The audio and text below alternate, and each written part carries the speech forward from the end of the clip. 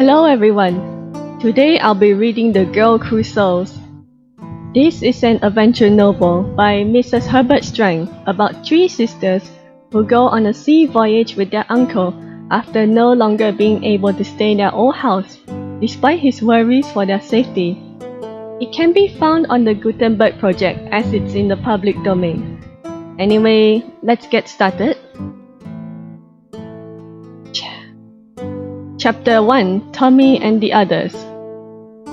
At noon on a day late in September, the express train from London rested, panting and impatient, for a brief halt at the little countryside station of Poppycombe.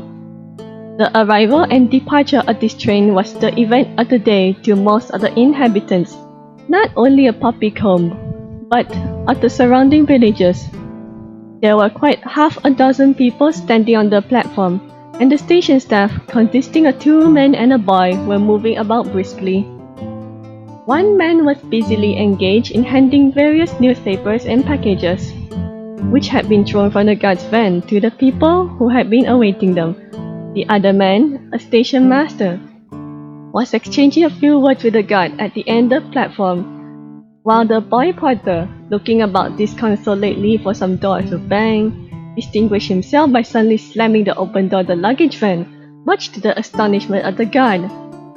As soon as the train had rumbled away, the young porter seized a newspaper from a pile standing on the trolley, opened it at a particular page, and after reading a few words, let forth a wild war whoop. Then, in spite of the glare in the station master's eye, he rushed madly out of the station and looked excitedly up Long Hill Avenue. There in the distance he saw, coming slowly towards the station, a young girl of 12 or 13 years of age, seated upon a sturdy Exmoor pony. Although she sat her mount with the ease that comes only to the born rider, a close observer would have noticed that the slight droop about her slim young shoulders became more pronounced as she neared her destination. She was dressed in black, and her plain white-brimmed sailor hat was trimmed only with a narrow band of crape. She rode forward with an eye that seemed to ignore all outward objects, her thin, small-featured face betokening a mood of deep despondency. Her errand had been the same for many days, and day after day she had met with nothing but disappointment. A few weeks ago she had taken the journey at a canter. Now, in spite of her natural high spirits, Tommy, as she was called by her family and friends, held the reins in such a listless fashion that the pony merely sauntered through the avenue, as though he too shared her depression. Her lack of vigor was perhaps the more noticeable because her thin, wiry body took frame for energy. There was an unmistakable air of health about the young girlish figure, but Tommy, although she was quite unconscious of it, was suffering from fatigue of the spirit. She had borne up bravely enough at first, but successive daily disappointments had at length proved too much for her. Now, Long Hill Avenue does not belie its name. It has a hill, and the hill is long and gently sloping, with rows of tall chestnut trees on either side. When Tommy had reached the foot of the hill, she suddenly became aware that someone was shouting lustily. She started, and looking up quickly, saw a quaint little figure dressed in corduroys, with a peaked cap much too large for him, wildly waving a paper and rushing towards her from the station yard as fast as hobnailed boots allowed. She touched up her pony and was soon within hail of the freckled, rosy-cheeked young porter, whose face was spread abroad with smiles. "It's all right, miss. Her be sound as bacon," he gasped breathlessly. "See then," he added, and as Tommy came nearer to him, he pointed with a grimy thumb to the shipping intelligence column of the newspaper, which he had snatched from the pile of the station. Tommy took the paper and, scanning the paragraph eagerly, read, "The Bark Elizabeth, 30 days overview for Valparaiso, spoken by the liner Kildonan Castle, in the Bay of Biscay, all well." As she read these few lines, the whole expression of Tommy's face changed. Her dark eyes brightened. A wave of gladness seemed to surge through her as she drew herself erect in the saddle. The smile about the corners of her rather wide but sweet-looking mouth deepened, and even her hair, which had appeared dispirited a few moments ago, now curled itself more tightly about her small, dainty head. "Ah, won't they be glad?" she ejaculated in her clear, brisk voice. "Dan, you're a cherub!" she cried. "Perfect cherub! You are indeed, Dan!" And turning her pony about, was off like the wind. Dan Whiddon watched her admiringly. "Her do be mortal pleased," he said to himself, "and her naming me cherub be her way of saying thanky, I reckon. Cherub, says she. Now what will old Barry be calling I?" He clumped heavily back to the station. "Now you, young Stumpo," cried the station master sternly, "what do ye mean by rampaging out like that? Miss Tommy's uncle bean't dead after all, I reckon," said the boy. "He should be behind time, that's all, and he'll be coming down along soon." Dan's reply was not a particularly lucid one, but as anybody's business was everybody's business in Poppycombe, the station master had no difficulty in understanding the youth.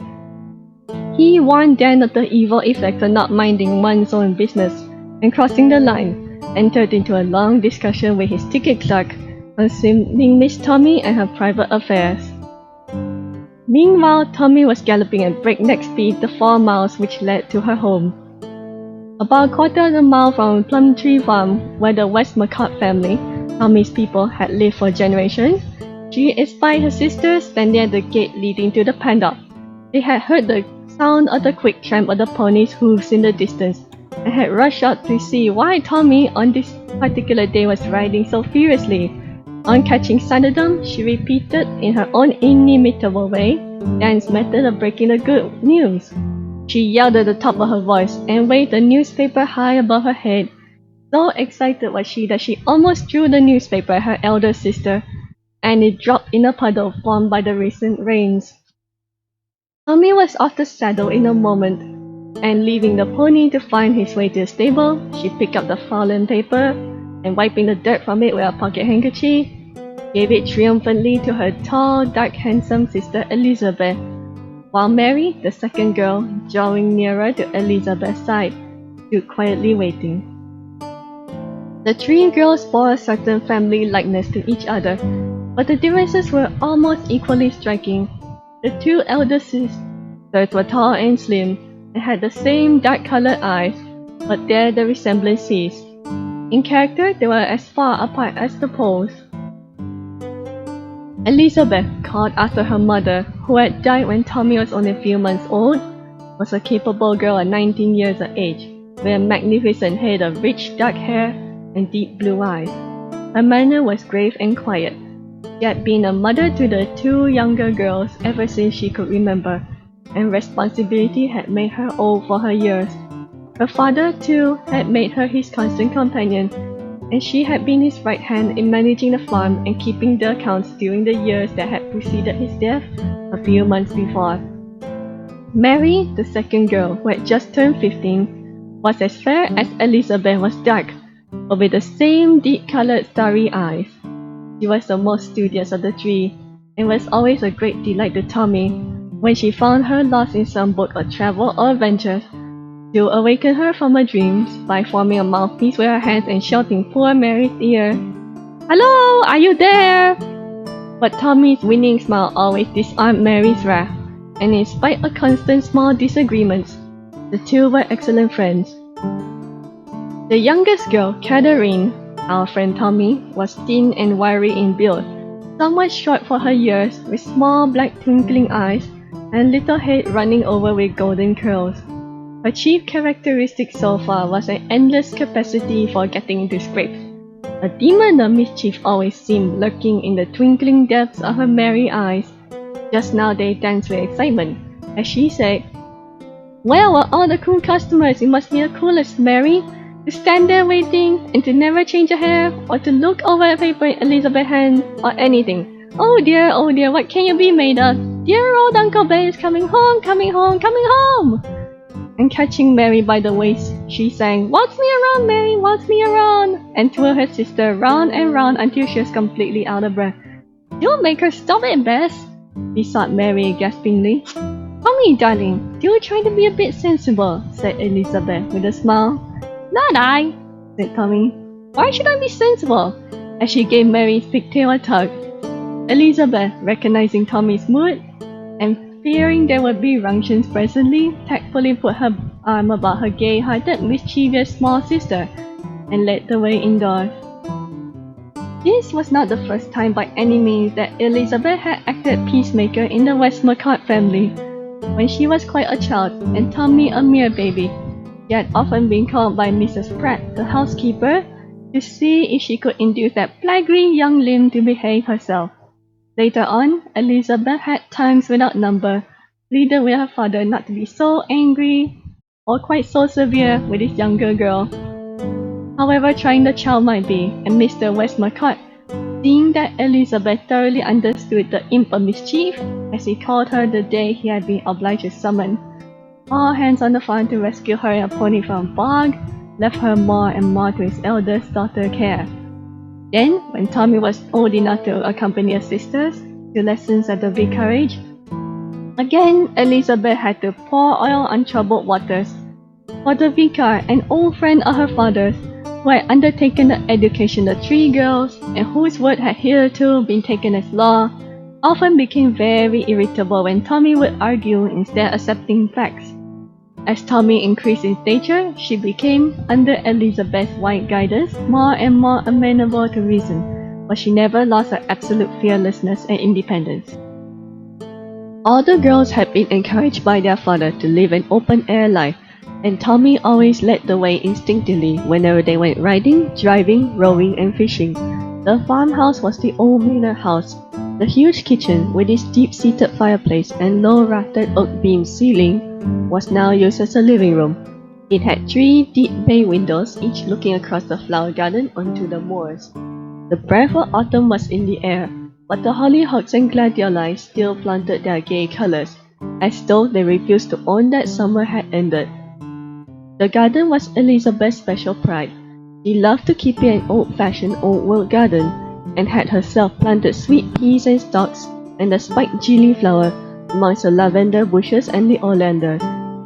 In fact, after her father's death, when Elizabeth found that his assets were really nil, owing to a succession of bad crops and the cattle disease spreading so rapidly among the kind, she had serious thoughts of trying to take up gardening as a profession. But on talking it over with her sisters, they agreed that it would be better to wait until the return of their uncle. Captain Barton was their mother's only brother. He was a deep-sea captain, and at the time of his brother-in-law's death, he was sailing in the mid-Pacific. But at the first port the vessel had touched, he had received a letter from his eldest niece, telling him the sad news, and how things were with them, and asking him to come home with them as soon as he could. He had answered the letter at once, and in his reply had done his best to hearten them. He had advised Elizabeth to see the landlord, placed the facts before him, and asked him if he would allow the rent to be in abeyance until her uncle arrived. The landlord had consented, knowing the family so well, and so one great worry had for a time been taken off Elizabeth's young shoulders. She was not obliged to remove at once, but they all knew that it was impossible to keep on the farm even had it been paying, and several evenings were passed by the 3 girls in wondering what they could do so as not to be a burden upon their uncle. Mary had spoken of teaching, but there would be no money to pay for necessary training, so that idea had been given up. Tommy had a new idea about every other day as to what she'd do in order to make the family fortune. One day she burnt 3 in a saucepan, scalded herself rather badly, and made everything around her sticky by trying to invite a new kind of jam. Another day she concocted the Westmacott cure for sick headache, and insisted upon her sisters tasting the awful mixture, to which she assured them was harmless, and was quite annoyed when Elizabeth and Mary advised her not to invent anything else for a few years. So the days went on, the girls busying themselves by the farm and longing eagerly for the return of their only relation they had in the world. Captain Barton had given them the probable day of his arrival at Plymouth, but when the expected day came and passed without any further news from him, they had all become more and more anxious and alarmed, wondering if his vessel had gone down without hands and left no trace of her whereabouts. Hence Tommy's excitement and delight, and Elizabeth's and Mary's quiet joy on hearing that their uncle was coming to them at last.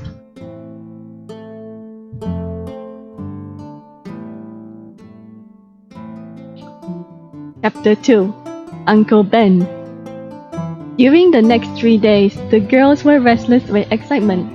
Uncle Ben would, they were sure, send them telegram as soon as he reached Plymouth, and one or another of them was constantly on the lookout for the messenger from the little village post office. They turned out the spare bedroom and had a grand clean-up, hung fresh curtains, aired mattress and bedclothes, and made things ship-shape, as he would say, in anticipation of Uncle Ben's arrival. On the third day, the girl in the post office rode out on her bicycle with a little brown envelope. Tommy flew to meet her, and in another moment was running back to the house crying, "Coming tomorrow, tomorrow!" at the top of her voice. Of course, they drove down to the station next day, fully an hour before the train was due.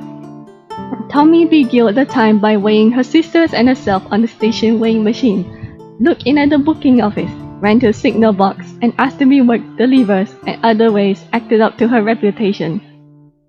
At last, the train was signaled. The three girls looked eagerly down the line. Presently, the engine rounded the curve nearly half a mile away, and as the train rumbled along the straight line towards the station, a red bandana handkerchief was seen vigorously waving at the window of a compartment in the center. "There he is!" cried Tommy, dancing with excitement, and waving a handkerchief in return. "Stand back, miss!" called the station master as she stepped near the edge of the platform. "I shan't hurt your old engine," replied Tommy, who, nevertheless, allowed her sisters to take a hand each until the train came to a standstill. Then she started towards the compartment from which issued a short, stoutish man with a jolly red face, short close-trimmed beard, and eyes ready to light up with fun at the slightest provocation. Captain Benjamin Barton was a sailor of the good old-fashioned sort. He had been to sea ever since he was 13, when he had run away to Plymouth after an exchange of discourtesies with the classical master at the grammar school. He never could abide Latin. During nearly 50 years of life at sea, he had saved a considerable sum, and had become part owner of his vessel, besides having shares in several others. He still loyally stuck to the sailing ship. The steamship had no attractions for him. Never tired of comparing the two, to the great disadvantage of the more modern type. Tommy once said that he reminded her the bus driver behind whom she had sat when on her only visit to London, who had spoken with the bitterest scorn of the motor omnibus. The captain's twinkling black eyes gleamed with fun when Tommy assured him artlessly that the busman was such a dear old stick in the mud as he was. Tommy sprang into his arms as he got out of the railway carriage. He gradually extricated himself from her embrace, and turning to his elder nieces, silently kissed them. In spite of a brave attempt at cheerfulness, his eyes were rather dim as he mumbled a word of greeting. He had always been on the best of terms with their father, and when he was ashore had been accustomed to make the farm his headquarters. The loss of his brother-in-law had come as a great shock to him, and the remembrance of it, together with the meeting of the three fatherless girls, almost unmanned him for the moment. The red bandana handkerchief came into play again. He blew his nose fiercely, declared that railway travelling always gave him a cold, and turning on Dan Whiddon, the small porter, who was staggering under a trunk he had taken from the compartment, he cried, "Now, young Samson, don't be too rough with that little contraption of mine." The aggrieved look on Dan's face set them laughing, and the tension was relieved. They passed out of the station and came to a little farm wagonette. Tommy was usually driver, but as there was only room for one on the driver's seat, and she declared that she was going to sit with Uncle, Elizabeth good-naturedly offered to take the reins. When the captain, the other girls, and the trunk were packed in behind, it was a tight squeeze, and Dan Whiddon, rejoicing twopence, surveyed the pony doubtfully. "You'd better get up and walk up the hill," he suggested with the familiarity of an old friend. "Be off and buy us 3D, Samson," said the captain, "or we'll hitch you on as leader." And laughing at his own jest, Uncle Ben squeezed Mary with his right arm and Tommy with his left, and called to Elizabeth to get underway. There was little talking on the homeward drive. The younger girls were quite happy nestling against their uncle, and he was thinking of his many former homecomings.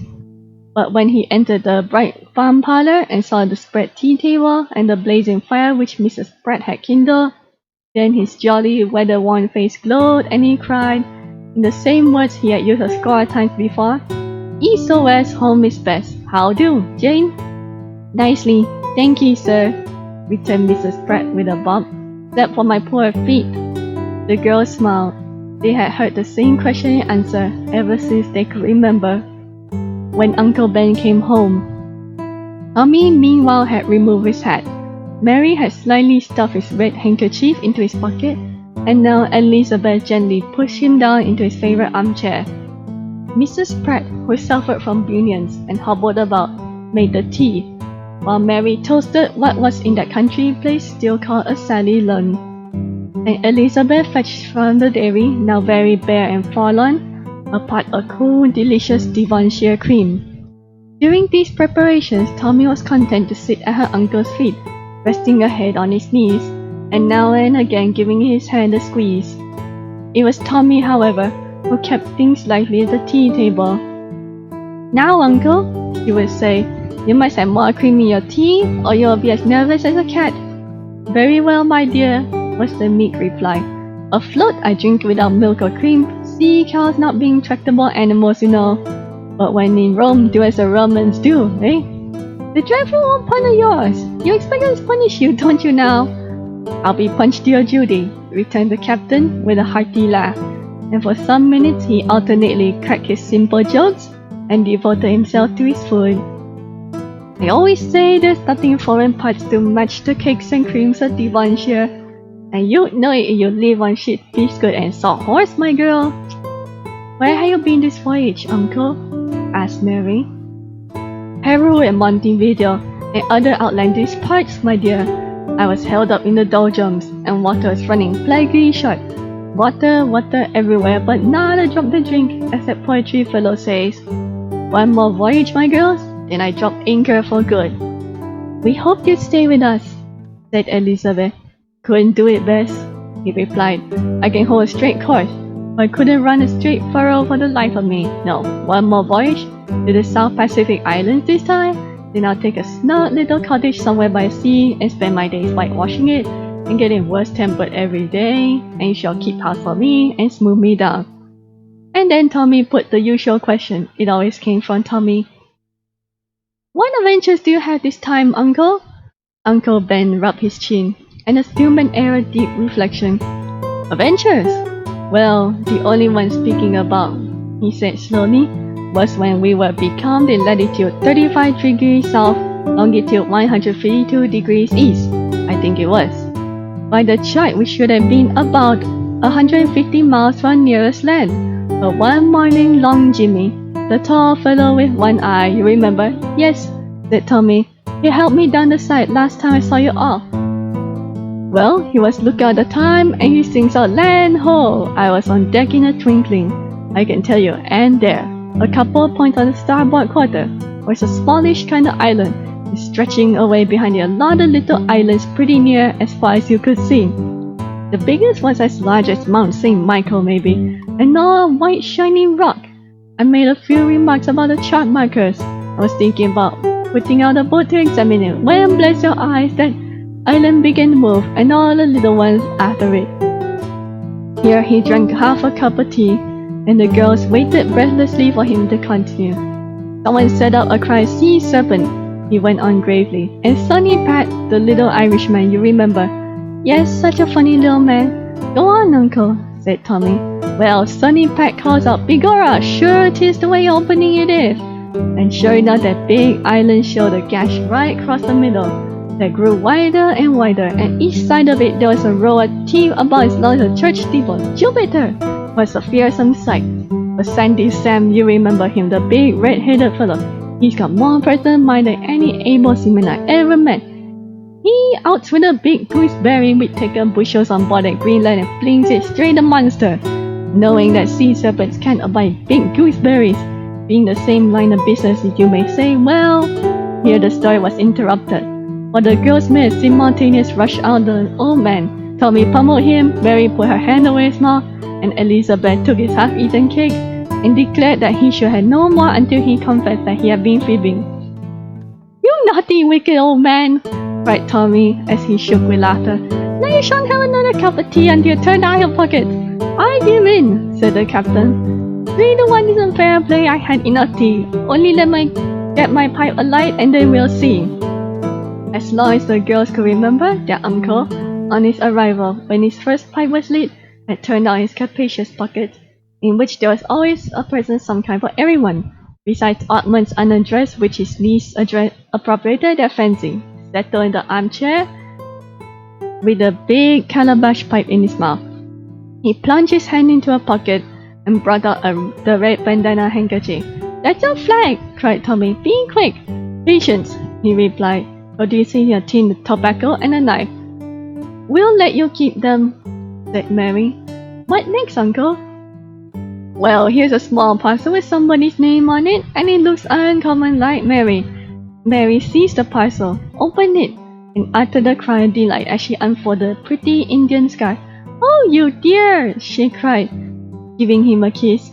He plunged his hand again into his pocket and drew out slowly, with solemn air that made the girls agog with expectation, a short cutty pipe, at which they cried, "Shame!" Then came another small parcel marked with Elizabeth's name, which proved to contain a tortoise-shell comb with silver mountings. Another dip brought forth a bright round silver case with a long cord hanging from a hole in the side. Tommy pounced on this. "What is it, Uncle?" she asked.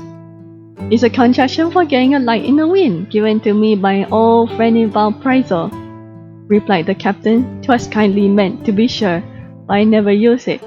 For I never had any difficulty in lighting my pipe in any wind that ever blew short of a typhoon, and then a man has other things to think about. I'll show you how it's done, and you can keep it against a time when you're an old woman and go around selling things on a caravan. Old women, that's all, always smoke." "The idea!" exclaimed Tommy. But when her uncle had shown her how to obtain a spark by turning a little handle sharply, and how the spark ignited the cord, she took the thing and slipped it into her pocket. Then at last came the parcel for which Tommy had been eagerly waiting, and she gave a long sigh of pleasure as she drew to her finger a scarf of exquisite fineness like Mary's. "You're a darling!" she cried, giving her uncle a tight hug, and at the same time knocking his pipe from his mouth. "Oh, I'm so sorry," she said contritely. "Never mind, I'll pay it again for you." Captain Barkin took from his pocket sundry other articles which he divided among the girls, as well as a queer assortment of his personal belongings. When all his pockets were empty, Tommy said, "Now you can put all that rubbish back. See what a litter it makes." "For what you don't want, I return humble and hearty thanks," said the captain, using a form of words which they had heard from his lips ever since they were babies. "And now, you can think of anything but flowers. We'll settle down and have a cozy talk about things. Draw your chair up to the fire, girls." Chapter 3. Leaving Home. Uncle Ben listened attentively as Elizabeth gave an account of affairs at the farm. He did not interrupt her, but now and then muttered an ejaculation through a cloud of smoke. Elizabeth was clear-headed, and did not take long to explain the position to her uncle. It was impossible to keep on the farm without capital, and the captain, though he had a good sum laid by, was not the man to risk his money in a business on which he knew nothing. So the farm must be sold, and it was clear when everything was settled up, there would be little or nothing left for the girls to live on.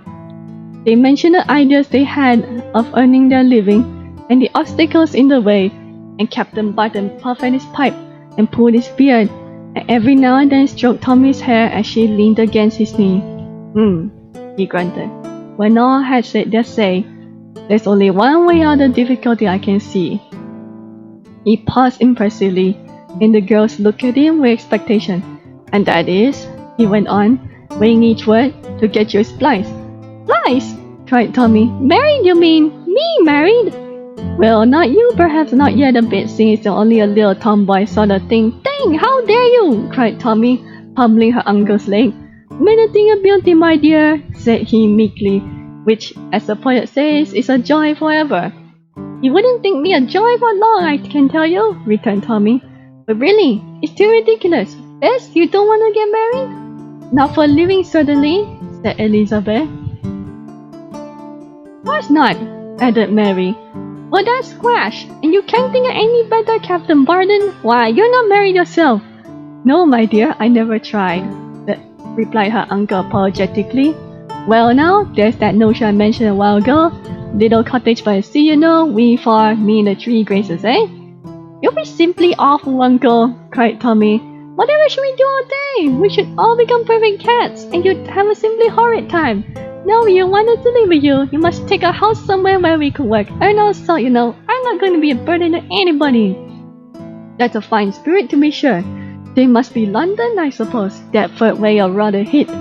One of you could keep house for me, and the others could go to classes and learn teaching or whatever it is you want to do. What do you think of that now? I should love to keep house for you, uncle, said Elizabeth. And Mary and I would love to do other thing, won't we, Mary? Cried Tommy. So it's settled, and you'd better advertise for a house at once, uncle. Daddy, my dear, as I told you, I must make one more voyage. I've a heap of things to settle up in various parts, and it'll be at least a year before I'm ready. The question is, what can you do for a year? You can't remain here. I'm not going to set you up in London without me to look after you. Why not? We look after each other, said Tommy. Don't think of it, my dear, said the captain decisively. It's a facer, that's the truth. I know what, cried Tommy, suddenly starting up. Because of you! What? gasped her uncle. I mean it! Let's all go for a voyage! I'd love to go around the world! Nonsense! A parcel of girls might windjammer with their frills and furbelows. I never heard such a thing. Ridiculous! Entirely out of the question. Why? I don't see it, persisted Tommy. Now, Captain Barton, don't be a stick in the mud, but give us reasons. My dear, it can't be done, said the captain emphatically. Of course it can't! You haven't got any, said Tommy, willfully misunderstanding him, just like a man. We really should like it, uncle, said Elizabeth. Can't be done, Bess, he repeated. But why, uncle? Asked Mary. Because, well, for one thing, I don't carry a stewardess. Oh, you funny old man, Bess could be a stewardess. Another reason, please. There's no cabin fit for young ladies. It's a hard life on board and... No reason at all, interrupted Tommy. We must learn to rough it now that we got to make our way in the world. Besides, sea air is good. It will establish our constitutions, as the doctors say. Say yes, uncle, that's a dear. Well, I'll sleep on it, said the captain, temporizing. He was really much perplexed and troubled. The suggestion was a preposterous one to his old-fashioned way of thinking, but he could not find reasons that would convince these very modern nieces of his, and he hoped that they would drop the wild notion before morning. But when the girls had gone to bed, and he sat alone smoking his final pipe, he had to confess to himself that Tommy's proposal was the simplest solution of the difficulty. It would not be an easy matter to find comfortable quarters for the girls, but it's not impossible. Their society would be very pleasant on board. He would love to have them with him. In short, he decided to give way. So the next morning, when they rushed at him as he entered the breakfast room, with cries of, "Uncle dear, do take us," he replied with mild reluctance, Well, you might do worse." Whereupon Tommy kissed him and hugged him, calling him dear old Nunky, and went nearly wild with joy. "But mind you," he said warningly, "you mustn't expect much in the way of comfort. The Elizabeth isn't the Lusitania, you know. She's a tight little craft as ever sailed the seas, but she wasn't built for first-class passengers. You'll have to manage a tiny cabin for all 3. And I give you fair notice, I keep strict discipline aboard. The slightest insubordination will be punished." "And how do you punish on board ship?" asked Tommy mischievously. "First, bread and water for a week. For a second offense, you'll be laid in irons in the hold, where you'll have no company but the rats. And they're uncommon hungry beasts, I can tell you." "How lovely! Just like the prisoners in wicked barons' castles in the olden times!" cried Tommy. "Oh, you dear silly old thing! Do you think that will frighten us?" And she gave him a hug that made him cry for mercy. "Now, girls, to business," he said, when order was restored. "This is Wednesday. I must run up to London tomorrow to see my lawyers, so that if anything happens to me, you won't quite be unprovided for. Remember, Bess, that Wilkins and Short, a Bedford Road. That there isn't plenty of life in this old sea dog yet. I hope you won't have to see them for many a day. Now as to clothes, no fellows, you know, 2 such dresses apiece, and 1 box for the lot of you. I don't suppose you'll bargain for that. We shouldn't think about bringing matinee hats." said Elizabeth, laughing. Anything you want to keep out of the things here, you must pack up. I dare say one of the neighbors will store it for you. I'll arrange about selling the rest. I'll see your landlord today. You'll only have about a fortnight to get ready, so better begin at once. Let's go and see Mrs. Morris, said Mary. She'll keep our things for us. Won't she be surprised? Cried Tommy, and what fun we shall have! The girls found their neighbor, Mrs. Morris, in the midst of her weekly baking. She declared afterwards that the surprise that news gave her nearly turned the bread. She readily agreed to store their little stock of personal possessions, but shook her head at the idea of girls wandering hidden parts, as she put it. Elizabeth asked her to accompany them to Plymouth and assist her in buying their outfit. This gave great delight to the kind, motherly soul. She left her farm but seldom. A trip to Plymouth was a notable event in her life, and when she returned with the girls after a happy day's shopping, the spirit of adventure had so worked upon her that she cried, "Well now, I wish I was going too. That I do."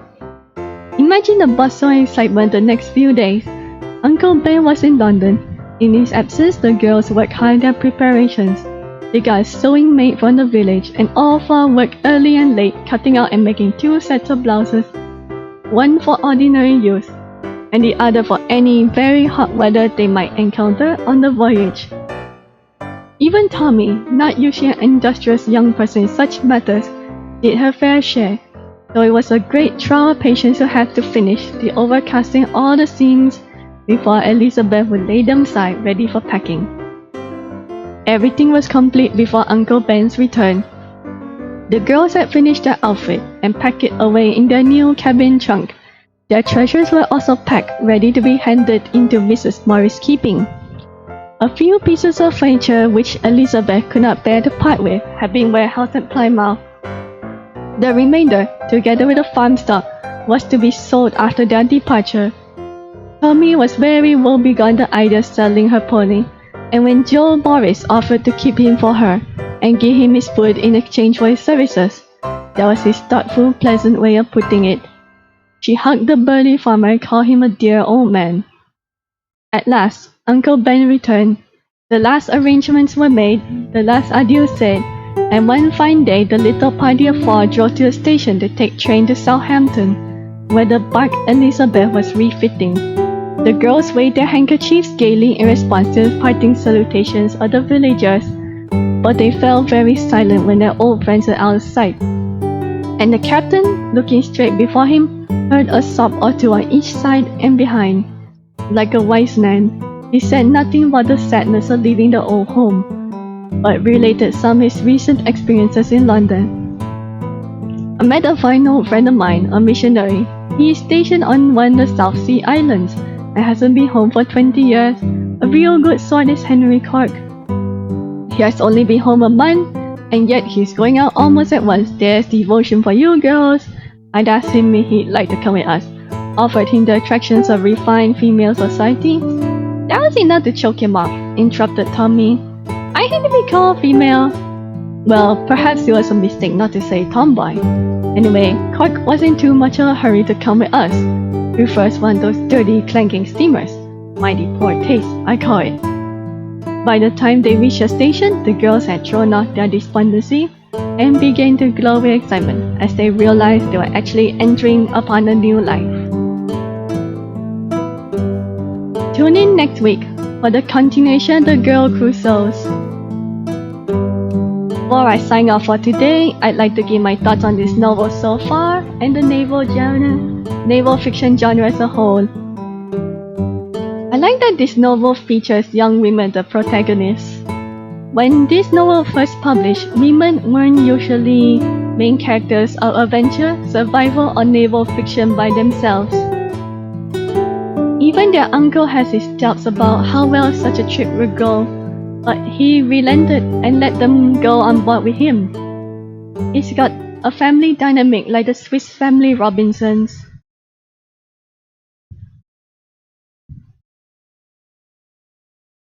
I look forward to checking out how they do on the ship. Thank you for watching today. I hope to see you soon.